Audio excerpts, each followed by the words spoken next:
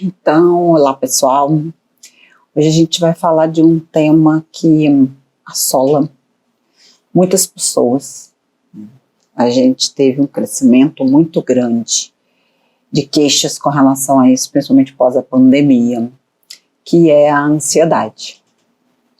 A ansiedade, embora hoje exista um transtorno, está catalogado lá no DSM, que é um livro onde estão catalogados transtornos e doenças, de um modo geral, então ela tem uma descrição lá catalogada. A ansiedade, ela é uma resposta natural, uma resposta natural do nosso corpo a situações de estresse. Quando a gente enfrenta um perigo, uma incerteza, uma situação onde a gente nunca passou por aquilo, é uma resposta natural. Normalmente a gente vai ter ansiedade com relação a isso. Todo mundo, em algum momento da vida, experimenta ansiedade. E ela, inclusive, é muito útil em várias situações e em vários momentos, porque ela prepara a gente para os desafios, ela prepara a gente, ela faz com que nosso sistema de alerta se ative para dizer, se prepare, faça alguma coisa, esteja pronto, isso vai acontecer. Dada a situação vai acontecer, você tem que apresentar um trabalho, você precisa apresentar um projeto lá no trabalho, você precisa fazer uma entrevista de emprego, você vai conhecer alguém. São situações que geram incerteza, algum desconforto. A gente precisa dela para que a gente se prepare para ela.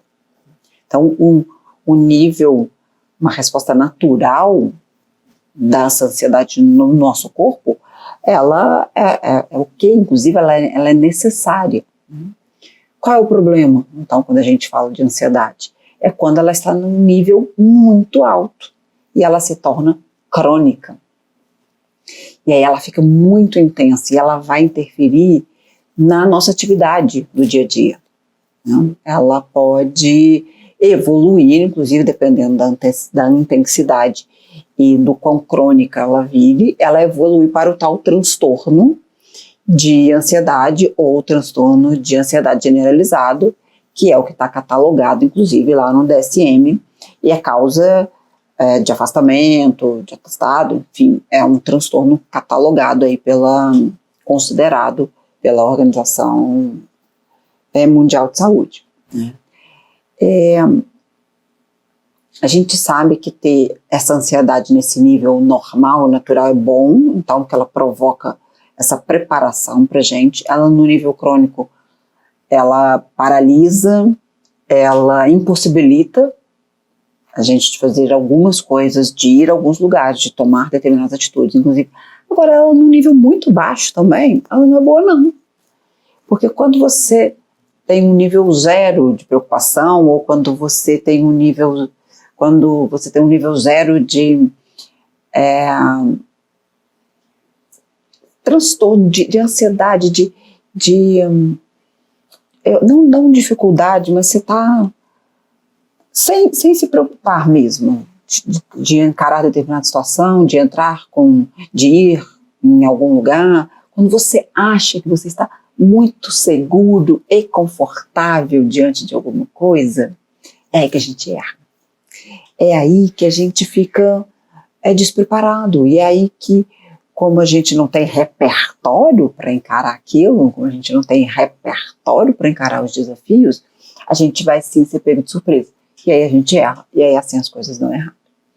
Então, nos 3 níveis, obviamente, lembra da homeostase, tendência ao equilíbrio, é sempre importante que a gente mantenha o equilíbrio. E aí a gente fala de ansiedade. Existem vários tipos, quando a gente fala de transtorno, já falando do transtorno, ou seja, ansiedade de nível crônico, aquela que impede que a gente tenha determinados comportamentos frequentes em determinados lugares, tome determinadas atitudes.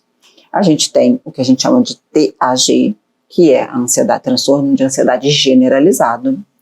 A gente tem transtorno de ansiedade social, a gente tem transtorno de separação, a gente tem a própria síndrome do pânico, são todas situações, são todos transtornos ou síndromes relacionados, então, a esse nível de ansiedade. A ansiedade, a gente vai falar um pouquinho sobre as áreas do cérebro, e de novo, gente, ela acontece no nosso corpo como um todo, ela não é da mente, ela acontece no nosso corpo como um todo, e é claro que ela tem as suas bases neurobiológicas aqui, mas ela é tão complexa que ela mexe com vários circuitos, a gente vai até falar um pouquinho sobre eles lá na frente. E ela mexe com o nosso corpo como um todo, que inclusive os reflexos da ansiedade a gente sente no corpo. Não é só uma sensação que a gente experimenta, não são só pensamentos.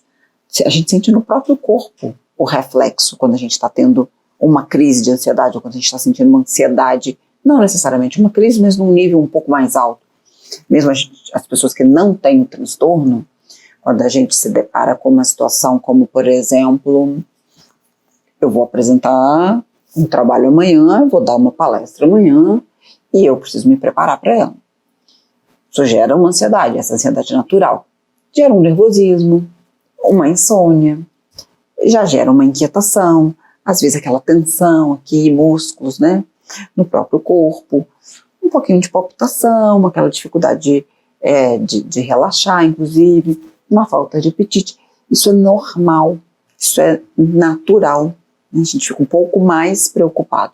Esses são transtornos, são sintomas físicos, porque ela mexe com várias áreas do nosso corpo, são transtornos, são sintomas físicos que a gente pode detectar, inclusive, que a gente está no estado de ansiedade.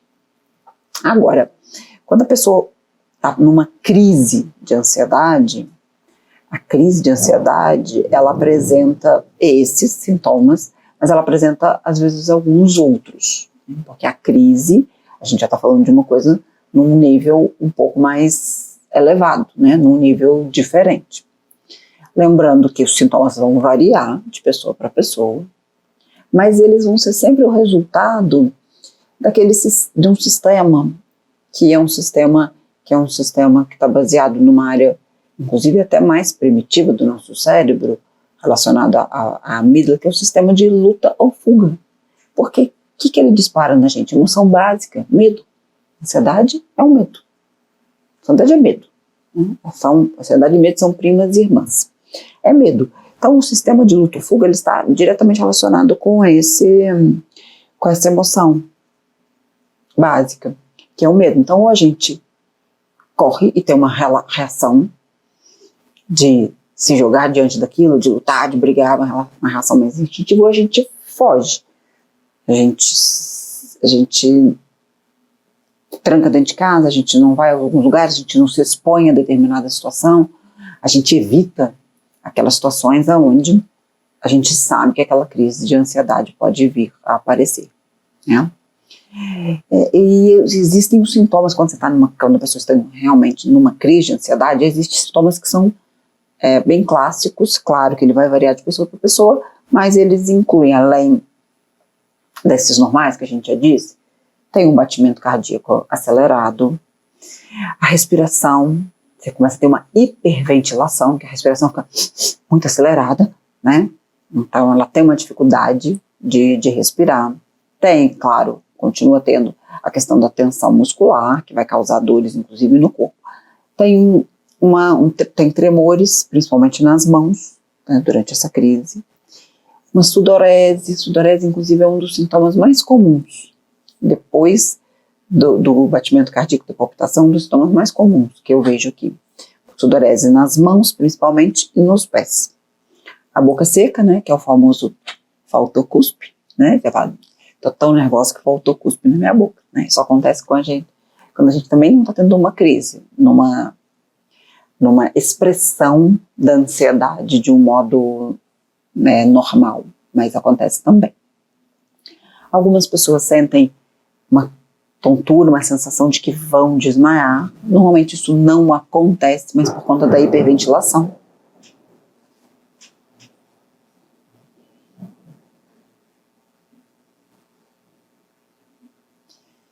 E essa questão da tontura é uma resposta mesmo do nosso corpo ao estresse. Chega a dar aquela dor no peito, porque parece que você vai infartar, né? A sensação é de que eu vou infartar, né? mas não tem a ver com problemas cardíacos, tem a ver com realmente efeitos da ansiedade. O enjoo, parece que você vai vomitar, normalmente o vômito não acontece, mas causa esse desconforto abdominal, por isso, inclusive, muitas pessoas não conseguem nem comer, né, não passa nem água. E é uma sensação da dormência. São 10 sintomas muito típicos e muito comuns. Claro que lembrando de novo que pode variar de pessoa para pessoa. E tem um outro dado que é muito interessante, que é o seguinte: como esses sintomas chamam muita atenção, esses sintomas são muito associados a outras doenças, uma dor no peito, você fala, estou infartando, um formigamento, você fala, estou tendo um AVC, eles causam tanto medo, tanta ansiedade na pessoa, que a pessoa aumenta a crise de ansiedade devido àqueles sintomas, achando que ela está tendo uma outra coisa. Então é um efeito cascata, né? É um efeito exponencial. E onde que essa ansiedade está localizada? Não está localizada na alma, né? Não está localizada na mente, nessa coisa assim, ó, vai viajando aqui na nossa cabeça, não. Só que ela é muito complexa, então ela envolve muitas áreas do cérebro, e são respostas muito complexas que o nosso sistema nervoso central emite, e aí mexe com o corpo de um modo geral. Está muito conectado com muitos sistemas e com muitas outras regiões do cérebro. Tanto que afeta o coração, afeta a respiração, afeta o estômago, afeta a parte motora. Então, para a gente ter uma ideia do quão complexo é este assunto, né? Uma das áreas, como a gente disse, é a amígdala, que é responsável pelo medo. Medo e ansiedade, então, são primas irmãs, que é uma resposta automática quando você percebe uma situação de perigo. E aí ou luta, ou você se joga diante daquilo de uma forma para resolver, né, mas às vezes de uma forma muito intensa, ou você foge, você evita aquilo, porque você tem medo. Alguns especialistas hoje, alguns estudiosos, já identificaram uma terceira resposta da amígdala, que a gente chama de streaming, que é a paralisia. Eu nem luto, nem fujo, mas fico parada. Ou seja, atitude nenhuma. Né? A ansiedade gera paralisia. Não deixa que eu faça nada. Isso vem dessa amígdala, que é essa parte bem central aqui no nosso cérebro. Uma outra parte que também está envolvida, que é o hipotálamo, que ele é muito responsável por regular, então, o estresse, as respostas de estresse. Ele tem um papel fundamental ali na liberação daquele hormônio do estresse, que o hormônio do estresse é chamado de cortisol. Claro que tem um córtex pré-frontal, porque é no córtex em que a gente pensa, planeja e toma decisões, então ele está totalmente envolvido quando a gente fala de regulação de emoção e, obviamente, de controle de ansiedade. O sistema límbico, o que é o sistema límbico? É o sistema responsável pelas nossas emoções, por regular as nossas emoções, é o sistema responsável pelas emoções. Claro que ele está totalmente envolvido aqui quando a gente fala de ansiedade. E vários neurotransmissores, serotonina, noradrenalina, chamado GABA, que ele é muito importante quando a gente fala de regulação de humor. A gente vai falar muito dele aqui, inclusive. E ele afeta diretamente a questão da ansiedade.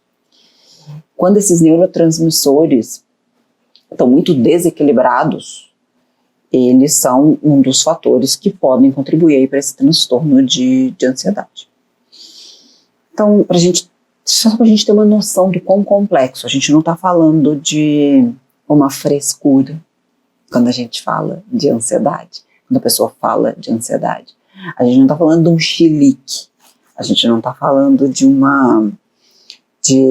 mais um ataque histérico, né, como era visto. Tem uma série de pedaços, de partes do nosso corpo envolvido, são respostas muito, muito complexas. Né? E de onde que vem esses transtornos, então? De um desequilíbrio de algum desses sistemas, ou da comunicação desses sistemas, ou alguma disfunção com relação a esses sistemas. Por isso que, às vezes, dependendo do nível e do grau, uma intervenção médica com algum tipo de medicação para regular, quando a gente fala de neurotransmissor e hormônio, por exemplo, e obviamente a gente precisa de um tratamento, né, psicoterápico de acompanhamento. A gente já sabe hoje, também já conhece algumas pesquisas que, dependendo do nível de ansiedade, que a gente não precisa, inclusive, da intervenção medicamentosa. Mas em outros casos, sim, até para tirar a pessoa de crise. Mas como é um tema envolve muito, é uma questão de saúde pública já, uma questão de saúde pública. Muita gente afastada de emprego, muita gente com várias dificuldades, muita gente com outras doenças, né? Então, afetando inclusive o sistema de saúde, então já virou um problema de saúde pública. Então ele tem muitos estudos, e não é só no Brasil não, no mundo afora, para que a gente conheça efetivamente quais são as bases aí neurobiológicas da ansiedade.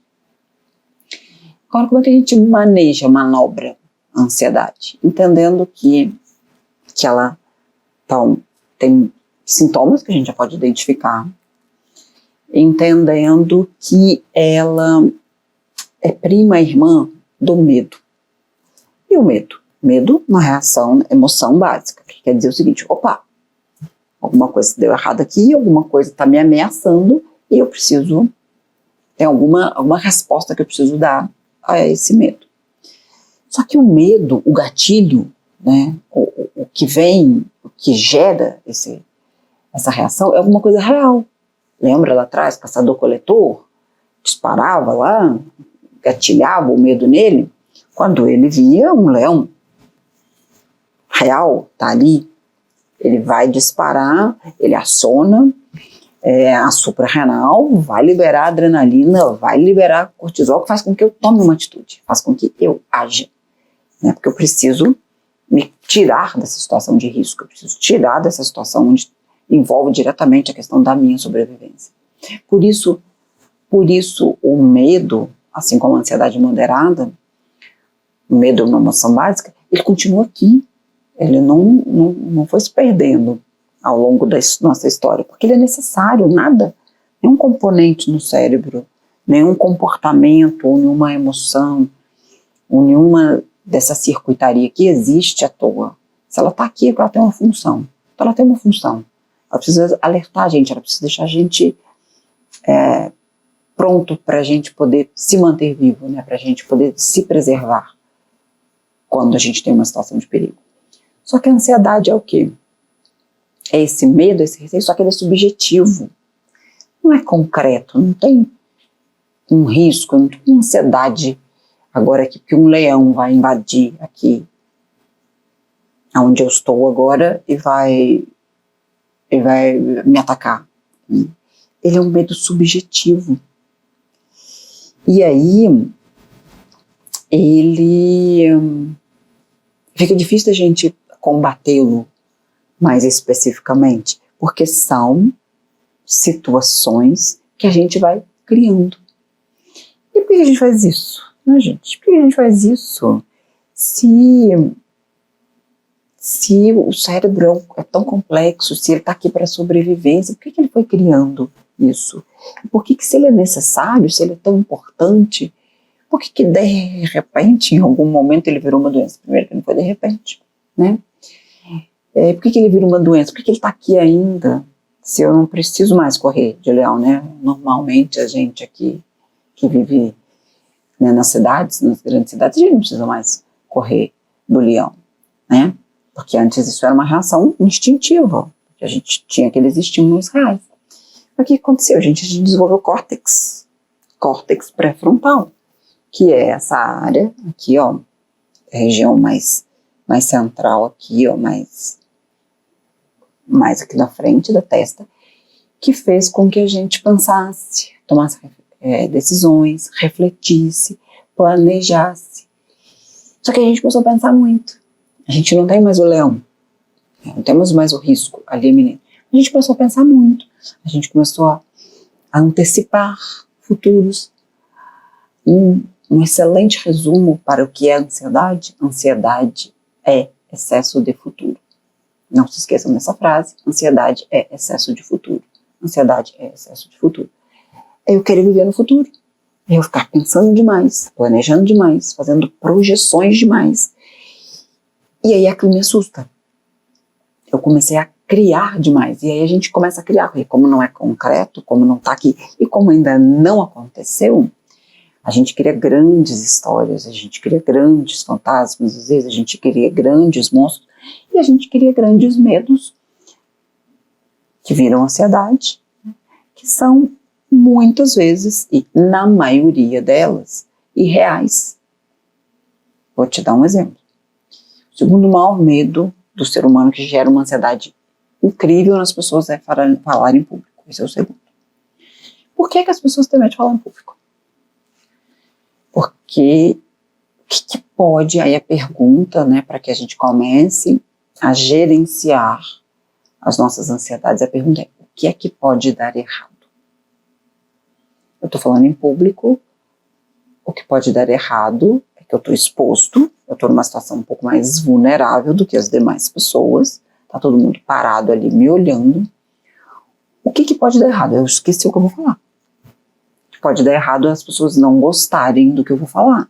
O que pode dar errado é eu ter uma plateia desinteressada, ter errado as pessoas irem embora. Ou se eu estou numa apresentação de um trabalho, é eu tirar uma nota talvez não muito boa. Se eu estou na apresentação de um projeto para um chefe, é ele me fazer algumas perguntas que eventualmente eu não vou saber responder. Mas concorda que isso não tem mais a ver com a nossa sobrevivência, não é risco de vida. Né? Esse mecanismo foi criado lá atrás porque a gente tinha risco de vida. Era a forma com que a gente reagia, a forma com que o nosso cérebro criou para que a gente sobrevivesse, não morresse. Isso não tem risco de vida. A gente não vai morrer por causa disso. Então, a primeira pergunta para a gente começar a manejar, e a gente ainda vai falar muitas vezes aqui sobre ansiedade, é o que pode acontecer. O que pode acontecer diante dessa situação que me causa ansiedade? Quais são os pontos que podem dar errado? Fazer uma lista. O que pode dar certo, o que pode dar errado. Olha o que pode dar errado. Como é que eu evito e me planejo? Aí eu pego a minha ansiedade e transformo ela numa coisa positiva, funcional, a meu favor. Pego todos os itens, listo quais são as possíveis coisas que podem dar errado. Traço estratégias e planos, já que eu resolvi pensar, eu gosto muito de pensar, eu gosto muito de criar. Então vamos usar uma outra habilidade, que é a criatividade, e tomada de decisão e resolução de problemas. E como é que eu pego, então, esses itens aqui e minimizo esses efeitos? Quais são as possíveis saídas, planos B e C que eu posso ter, caso esses itens aqui aconteçam? Quando a gente faz isso, a gente começa a desmistificar um pouco esse monstro que a gente cria e que gera essa ansiedade. A gente começa a realizar, a trazer para o real, para o concreto, assim como o leão. E aí a gente vai olhando a situação, mas, na verdade, como ela é mesmo, encarando ela frente a frente. Porque não dá para negar a ansiedade, não dá para negar que você sente isso, não tem como colocar ela debaixo do tapete, não tem como pôr na gavetinha e trancar. Toda emoção, né, e a ansiedade é uma emoção que vem aí do medo, que é uma emoção básica. Toda emoção, quando vem, ela quer dizer alguma coisa pra gente, a gente precisa escutar, a gente precisa dar atenção. Se a gente não der atenção, fica pior ainda. Se a gente não der atenção, ela quer atenção. E aí ela vai vir mais forte, ela vai vir de outras formas, ela vai vir, tem que dar atenção. Por quê? Por que esse receio? O que pode dar errado? Eu tenho que me entender com ela, negociar com ela. Então eu preciso pegar ela e usar ela a meu favor. Pegar este meu nível de ansiedade, que eu criei situações aqui na minha cabeça, e começar a trabalhar eles. E começar, inclusive, a me expor de forma devagar, de forma estratégica, compassada, a situações onde eu vou criando repertório de comportamento para lidar com aquilo. Então eu tenho medo de falar em público, primeiro eu falo para uma pessoa, depois eu começo falando para 5, depois eu começo falando numa sala menor. Aos poucos eu vou me expondo a situações de estresse que me geram estresse, mas de uma forma moderada, né? Sair de uma situação de muito medo de falar em público, aquele que chega até a bloquear mesmo, né? Que muitas pessoas sofrem, inclusive, o bloqueio. E falar para uma sala cheia de 1.000 pessoas, 50 pessoas. Né? Comece devagar, comece se expondo. Então, se o seu medo é de falar em público, se o seu medo é de conversar com pessoas que você não conhece, comece com uma, comece com duas.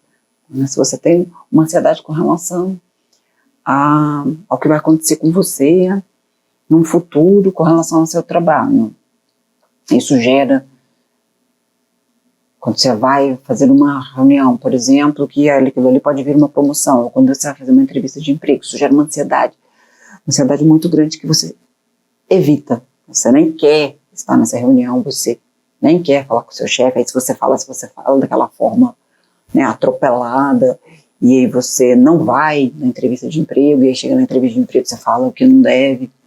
Comece a se preparar, comece a treinar aquilo de uma forma onde não tenha ninguém. Fale no espelho, fale com alguém que você confia, trace um roteiro, treine. Veja pessoas fazendo, veja vídeos, observe as pessoas fazendo, a gente aprende. Ser humano aprende por imitação. Existe um neurôniozinho no cérebro que chama neurônio espelho, que está aqui para isso, a gente aprende por imitação. Veja as pessoas fazendo, para você ir treinando. Não tem outro jeito. Não tem outro jeito, a não ser a gente se expondo de forma gradativa e estratégica aquelas situações para que a gente possa vencer. Fazendo isso, claro, devagar, né, pensado, mas não tem como aprender a agir, a lidar com alguma coisa, se não fazendo. Só se aprende fazendo. Então, bora colocar em prática. E pensa aí, o que é? Do que é que você tem medo? Da onde vem? Quais são os gatilhos que geram em você algum tipo de ansiedade? E como é que você pode, a partir de agora, diante dessas informações, se preparar para ele? É isso. A gente se vê numa próxima. Então,